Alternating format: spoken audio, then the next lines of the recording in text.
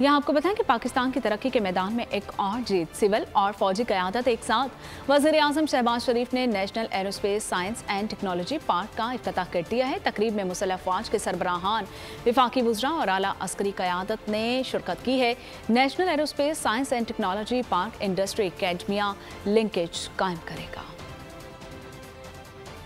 Air Chief Marshal, I think you have done a great, remarkable job. Please accept my heartfelt appreciation, and I think this is something which was, as far as I'm concerned, a miss.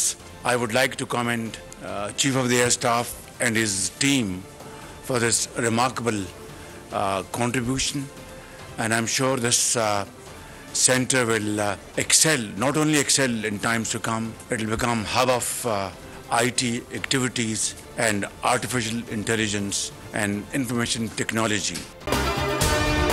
अगर आपको ये video पसंद आई है तो हमारे channel को subscribe कीजिए और बेल आइकन को प्रेस कीजिए। तारीख का अमीन,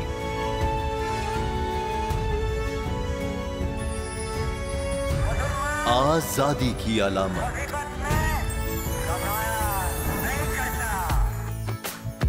हुस्न का आईनादार,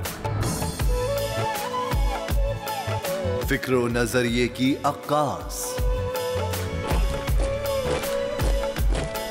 सरफराजी का गवाह, यानी हम सबका निगहबान पाकिस्तान।